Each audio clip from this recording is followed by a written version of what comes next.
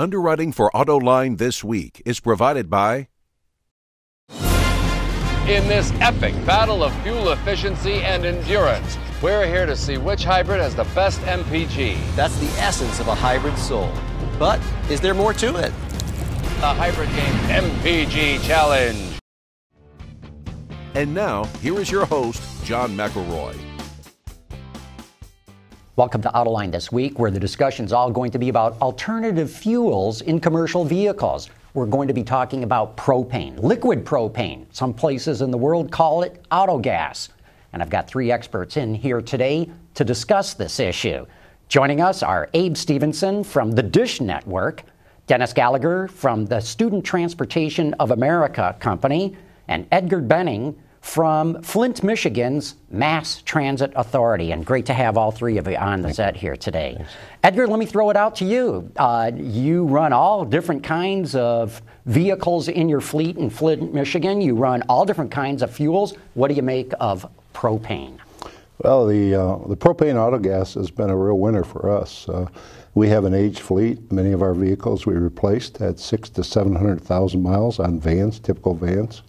And the propane 600,000 to 700,000 miles. 700,000 miles Per vehicle. Per vehicle. I've never heard of them racking up that kind of money. These are vehicles you would buy just off the corner sales lot and put a lift in them. And we're retiring those vehicles. And in retiring, it was important to us to go to an alternative fuel. And so we first looked to natural gas. But as we investigated the cost of natural gas, we determined that the cost of the infrastructure was too high. And so we researched the market and found propane autogas. And I'll tell you, for us, it's been a real winner. Today we're buying that at $1.14 a gallon, plus we get a 50-cent reimbursement from the federal government. So at 64 cents a gallon, it's a real winner for us. No kidding about that, and we're going to get into that. But Dennis, same thing. Your company runs all kinds of school buses for school systems around the country. Is that right? Yes, we do. We operate in 16 states plus in Ontario, Canada as well, too. How many different buses do you have in your fleet? Well, we have a fleet of 10,000 vehicles, and we have about 1,000 this year that will be on propane autogas, as well as some with CNG. And what's the reaction that you've had so far, the experience that you've had so far? Well, we were testing these actually in Los Angeles and in Minnesota for the last 3 years, so we could kind of see them working in two different environments. And then, but the problem that we saw was literally, I think as Edgar said, was the challenge to move to CNG. We saw a lot of the manufacturers moving that way. So for us, it was finding the right manufacturer that could literally give us the product. The price of fuel today, we probably never will see at this kind of low level. So those things made a huge difference for us in moving our fleet in that direction. And Abe, Dish Network, the Dish Network that everybody knows, maybe they get their television signal that way. You guys do have a lot of trucks. 5,000 vehicles spread all across the country. We've committed to 200 propane autogas vans. We spent over a year investigating different alternative fuel options out there in the marketplace. Propane autogas came right to the top to meet our goals economically. We can save money, operationally. We don't have to sacrifice service to our customers. These are the same types of vans we're used to using every single day, while also allowing us to meet environmental responsibility goals and procuring domestically produced fuel and products. Let's talk a little bit about, you said, propane came right to the top. There's so much talk these days with all this fracking that there's so much natural gas available. You can get propane from natural gas, obviously, but why go with propane instead of natural gas? Propane autogas has one of the cheapest on-site fueling solutions. So we're putting on-site fueling tanks in all of our locations. It's very cheap to do so. We don't have to worry about finding other alternative fuel sources out there and driving around and understanding where they are. We can put them right in our backyards and fuel every single day. Well, I've heard, and see if these numbers are right, it's about $1 million to put in a compressed natural gas filling station, depending on how many pumps you put in, versus about $50,000 for propane. Is that about right? You're talking about 5% of the cost of a fueling station, absolutely. So in a service fleet like us, we're not having heavy-duty vehicles using all kinds of volumes of fuel. So the economics were right for us in terms of the upfront costs, and it really helps the payback with a cheaper setup. Is that what you guys have found too? Yeah, I think we have found the exact same thing as what Abe has found. It's the infrastructure cost, also the cost per gallon is a lot cheaper. I mean, we're probably paying about $2.40 to $2.50 a gallon equivalent for CNG, and $1.40 to $1.60 a gallon with all taxes included on our end. Versus maybe the government end, the transit system end. So yeah, it's a cheaper operating system for us, which, by the way, we get to pass those savings on to school districts, and they can use that money back in the classroom where it's needed. Why is propane so much cheaper than natural gas if you have to get the propane from the natural gas in the first place?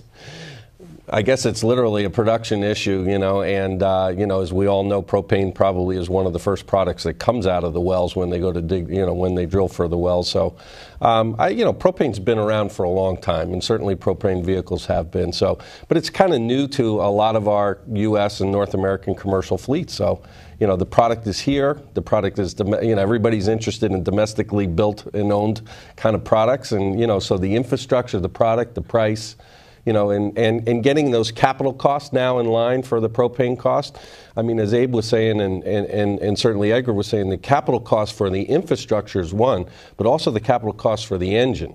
We were literally paying probably $125,000 for our CNG vehicles. We've been able to lower that cost substantially with the autogas engines. To add to that, the amount of propane that we have in this country, we actually export it. And we also pump it back into the ground. We have so much byproduct from natural gas. Pump it back into the ground? I never heard that. That's amazing. And we were amazed when we heard that. There's that much supply. And so, as Dennis had mentioned, the diesel or the propane, when we purchased our propane, we bought it for a year. And we bought it up to 1 million gallons, and we bought it at $1.14. And, that brings it down to 64 cents. But when I compare it to diesel, my cost per mile is about 13 cents a mile. With diesel, in the same environment, it's 41 cents a mile. So it's huge for us. And you guys really pay attention to the cost per mile. Absolutely. It's all about sustainability. Today we are trying to be more effective, more efficient, every area we can be, just for survival. Now, I've had other people tell me, oh, no, John, you're crazy. I go to propane stores to fill up the bottle or the can for my barbecue, and it's not $1.14 a gallon. So what's the difference here? Volume. It's a volume-based equation for sure. So the more buying power you have, the more vehicles you have, the cheaper your fuel is going to be. And I imagine, too, since you all have fleets, that you can sign multi-year contracts, and that helps bring down the price as well? Yeah, I'll give you an example. In the city, we just employed a fleet of 435 brand new propane vehicles for the city of Omaha. And for the city of Omaha and Millard school districts in that area. We were able to sit down with 3 or 4 different fuel vendors, propane vendors. We're able to get a 3-year contract on our fuel going forward and lock in that price. So again, literally, as Abe said, the volume was good. I mean, we're going to use about 1,100,000 gallon equivalents of propane just for the city. But we're literally taking out millions of pounds of carbon out of the air. So we had seen where the city had actually done a carbon study to, how to reduce their carbon footprint. I said, and they were hiring a consultant for $50,000. I said, give me the $50,000. We just saved you a couple million pounds a year in carbon. No kidding. And was that something that really drove Omaha to do this, was reducing its carbon footprint, or just to cut the cost of operating? It was one of the things I think that did, that obviously impacted their decision. We were able to also, on a competitive nature, compete against a company who was bidding with diesel. So, $3.65 a gallon versus $1.40 or so for propane made our cost a lot cheaper to be able to go in there and do that. And at the same time, you've got kids, you've got communities. Parents understand when you tell them it's 60% less carbon monoxide going into the air around schools and our communities. So it's a big selling point for us. And to your point, this school district can save a lot of money that can go right back to the classroom. Then. Exactly. We were able to reduce their cost in essence by literally giving them this product and we're able to reduce our own cost at the same time too. So maintaining our own margins per se in our business, but yet to be able to give the school district a lower cost of operation. So are you pointing all this out to other school districts now? We are trying to. We're in a business. School transportation is a $24 billion industry across America, and 66% is owned by school districts. And so we're trying to show them that, as the fleets are getting older, the budgets are tight, fiscal cliff or not, the budgets are very tight. So we're trying to show them, listen, we're never going to see interest rates this low. We're never going to see fuel costs this low. And if we can get the manufacturers to do a real good job, strip out some R&D costs and not have us pay for some of that stuff, then we're in a nice situation now where we can offer a lot more school districts the opportunity to take advantage of this, which then lowers taxes in a lot of towns, and a lot of people are interested in that. It's a similar impact for any type of fleet, right? You can save money for your own organization. You can pass savings on to your customers or your users. Let's talk a little bit more about what Dennis was talking about in terms of emissions reduction. So what does this mean? Millions of pounds of reduced emissions. So what helped me understand some of this is we looked at our 200 vehicles. Over the life of our vehicles, we're going to reduce roughly 12.5 million pounds of CO2. So, okay, 12.5 million pounds, that sounds like a lot with any type of thing. But comparatively speaking, if you look at the molecular structure of propane versus gas, I'm not a scientist, I'm not going to get too technical here, but propane has much fewer elements of carbon in it. So when it gets released into the atmosphere, less carbon. And then what happens after that is it couples up with oxygen, for example, which we typically look at as a good thing. But those two elements come together to make CO2, which ends up increasing in size and becomes something that's not good but is bad. So our 200 vehicles, for example, over the life of about a 7-year life of those vehicles, it roughly equates to almost 200,000 trees worth of work that absorb CO2, freeing up those trees to absorb other emissions that are in the atmosphere. Very interesting. And what is propane? Maybe about 30% at the tailpipe, 30% less CO2. Is that about right? Versus, say, gasoline? 40 to 50. 40 to 50. Oh, even more. Each of our vehicles we have 72. And so each of those vehicles, on an annual basis, 20,000 pounds less carbon dioxide going into the atmosphere. No particulate. And so you have a very clean burn. At the same time, you have a very quiet operating vehicle that customers love, the drivers love. So, Edgar, what's stopping you from converting your entire fleet? Well, great question. We're actually at 72, going up to 160 vehicles on propane. There'll be different platforms of vehicles. Some will be larger. Many of them will be cutaway minibuses, if you will. And in addition to that, we have plans for some other alternative fuels. But propane will be the largest factor of our fleet. And for us, in our community, due to the property taxes, we lost so much money through our millages that this helps us. This is all about sustainability. At the same time, it gives us longevity to be able to reach out and provide services. So people are living much longer, but they're living with medical issues. Living with those medical issues, they need more transportation. So we have to find a way to be sustainable and do it at a cost that's affordable, and propane does that for us.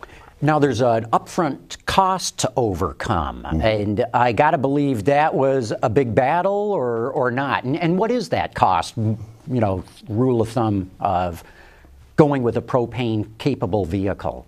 Well, in our case, literally, the infrastructure cost was a deal that we cut with our suppliers. So our suppliers literally front the whole infrastructure cost and literally charge us what is equivalent to a royalty in the price per gallon or so. So as we lock in for 3 years on our pricing, we'll pay maybe an extra, 2 or 3 cents per gallon to be able to recoup that cost. Well, now when let me stop you just there. When you say infrastructure costs, specifically, what do you mean? Well, the cost of putting the tanks, the pumps, and all of the technology systems into our locations. So right at the schoolyard where they park all the buses? Well, in our cases, there are yards. Yes. Your yards, Sure. okay. So that's how you're paying for the infrastructure costs is in the price per gallon? Literally back with our fuel vendors. And when you look at propane, different than we would always hedge out our diesel fuel or our gasoline, there wasn't a lot of hedging in propane. And we literally sat down with some of the largest players and said, listen, we're going into a 5-year contract with a 5-year labor agreement with a 5-year, we want our fuel locked in for 5 years. I mean, it's the certainty, okay, that we can give our customers that this is a price you can budget and you can put in for 5 years going out. So that's the reality of what we're starting to come on with today. The same concept applies for the actual vehicle costs as well. You don't necessarily have to pay all up front. We put our vehicles on lease. We do monthly payments over several years. So yes, an alternative fuel vehicle costs more. Yes, you need some upfront infrastructure costs, but you can spread that out over the length of a lease or the length of an agreement. And for us, we wanted to start saving money month one, and this allows us to do that. Very interesting. So if I've got it right, it's maybe $6,000 to $8,000 to convert a van to be able to run on propane. Is that about right? Higher than that, based on what the quality of the product. Yeah, and the size of the tanks and all, and that's really where the cost is, isn't it? To convert an engine really isn't that expensive, but the tanks and the fuel line is where the real fuel system, fuel lines, fuel tanks. It's not the engine for us. Mm-hmm. I keep saying, if anyone can figure out how to come up with a low-cost propane tank, you can go buy your own island. Yeah. I will mention to you on the purchase of those vehicles, return on investment, that over the course of 10 years or 350,000 miles, our vehicles will actually pay for themselves, totally. So you can save the cost of the vehicle by switching to propane. Absolutely, for each of those vehicles. That's a significant. And we anticipate in our operation in 2014 saving upwards of $1 million in fuel cost avoidance.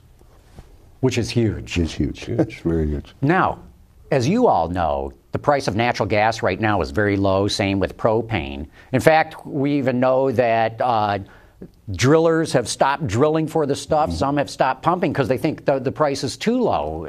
Undoubtedly, it's going to go up. And that's been the history of natural gas over time and the history of propane over time. It fluctuates wildly. Are you worried about that happening? Well, I mean, we see that, and we try to monitor. Again, as I said earlier, we dealing in Minnesota, dealing in LA. A lot of it is, as Abe was saying before, it's kind of the supplier kind of arrangements, and weather has a huge implication on the price of propane also. So I think the more gallons equivalent that are used, and then it's becoming a real industry. So you've got the propane industry, which is very fragmented right now, and literally needs to come together a lot better as an organization. But when they do, they'll realize what they're literally sitting on, and fleets like ours, more so than probably private cars and whatever. I'm sure private cars will eventually get there, but and maybe you'll be fueling out of your barbecue grill one day, or whatever. But in our particular case, I think more commercial fleets. In our case, 7 to 9 in the morning, the bus leaves to go out. 2 to 4, it comes back. So the fleets are back to the yard every day. It's easier to fuel for us that way and watch watch the control of it. Abe, any concerns? Of course, you're all locking into contracts, so for the vehicles you've got right now, no worries. But what about? There's volatility in any fuel price, any type of pricing structure. There are so many benefits overall. I mean, we still feel that prices overall will be low compared to gasoline. There'll still be plenty of supply.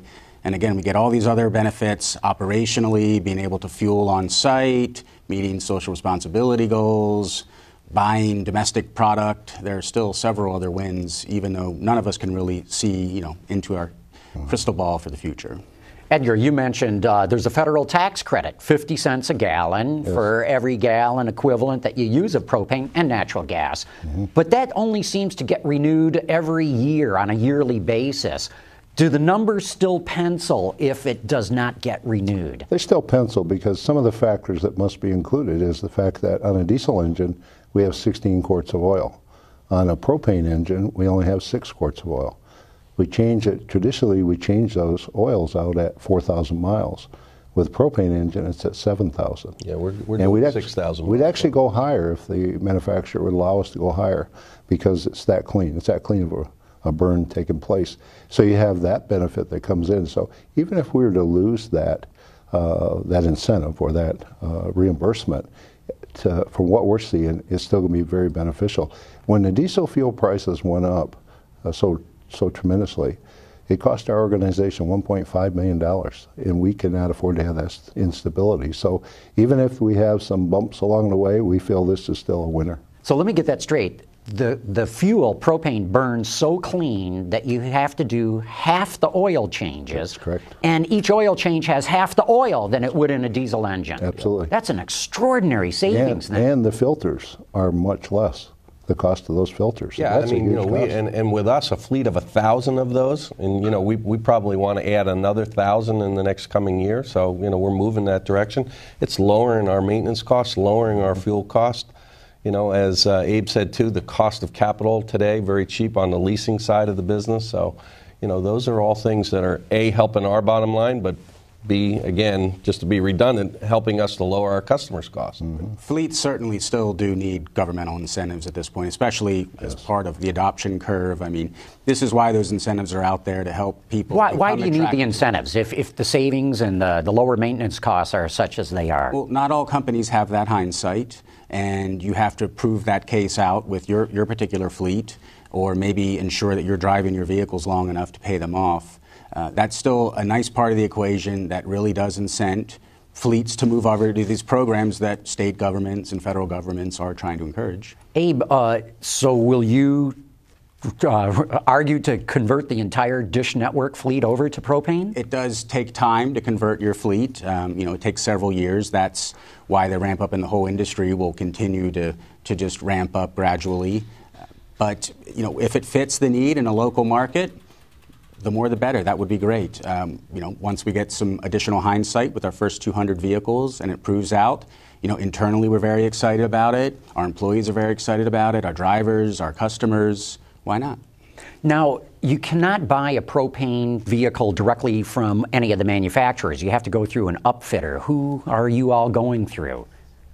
Roush CleanTech provides our propane autogas solution for our vehicles. Dish Network, we're a technology company, very innovative. We focus a lot on quality, and we wanted to do business with a company that has the same characteristics. This was part of our investigation that we did. Roush is a leader in the marketplace, so we're using those systems for our Ford E250 vans. Mm-hmm. We actually buy direct from Bluebird, which is our manufacturer of that propane bus, who has their relationship with Roush CleanTech. So we don't buy directly from Roush. We literally can buy from the manufacturer. Mm-hmm. Same with you, Ed? Ours is similar. We buy Eldorados. Our last ones are through Hoekstra. Now, when you say Eldorado, you're not talking Cadillac. No.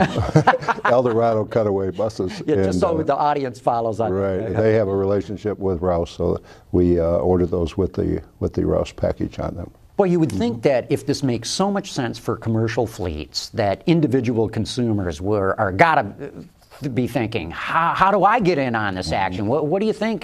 Does it make sense for individual consumers to do this? I think the infrastructure issue is going to be something for them to deal with. But again, I think commercial fleets as I was telling the Bluebird and the Roush guys, I hope my competitors don't get on this because it gives me a competitive advantage to get there. But I think they are smart enough to realize that they're going to get this way. So, but for individual consumers, I think it might be a bit of a challenge for them to get their head around this. Yeah, because you come back to your vehicles come back to the same yard every night. There's that infrastructure there. I think maybe one of the problems that faces the propane industry is you see big energy companies into natural gas. I don't see big energy companies into propane. Sure seems like someone could come up with a business model of how to link all these propane stations together. That's a good comment. We would certainly like to see more of that. Yeah, and again, I think that's part of the industry, the propane industry itself is I think you'll start to see people emerging into this, and I think we're going to start to see some fueling stations that are out there, the infrastructure of them that are going to be popping up on the highways, and it'll follow the CNG side. Well, the good thing is there's already 2,500 plus distribution points all across the country. Propane is already used for homes, for example, and we leverage those same distribution channels. So a lot of that infrastructure is already in place, but there could be more. Mm-hmm.